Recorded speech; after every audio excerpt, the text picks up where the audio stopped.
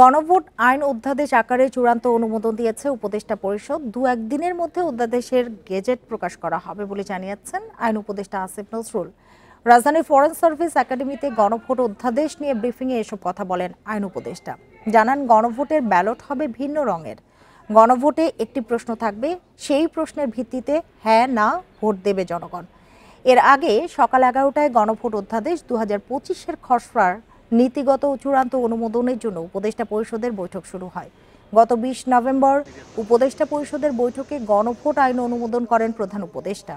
জাতীয় ঐকমত্য কমিশনের সুপারিশ করা সংস্কার প্রস্তাবগুলোর বিষয়ে জনগণের মতামত নিতে জাতীয় সংসদ নির্বাচনের দিন গণভোট আয়োজনের সিদ্ধান্ত নিয়েছে সরকার।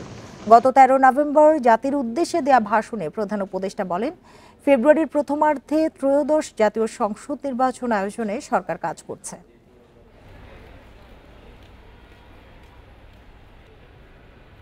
গণভোট অধ্যাদেশ প্রণয়ন করেছি।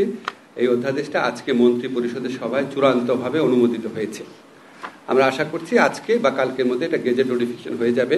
গণভোটের ব্যাপারে কিছু গুরুত্বপূর্ণ বিধান এখানে আমাদের গণভোট অধ্যাদেশে রয়েছে। একটা হচ্ছে ত্রয়োদশ জাতীয় সংসদ নির্বাচন, মানে আগামী জাতীয় সংসদ নির্বাচনের জন্য যেসব ভোট কেন্দ্র নির্ধারণ করা হবে সেসব ভোট কেন্দ্রেই গণভোট অনুষ্ঠিত হবে। সংসদ নির্বাচনের জন্য প্রস্তুতকৃত ভোটার তালিকাই হবে গণভোটের ভোটার তালিকা।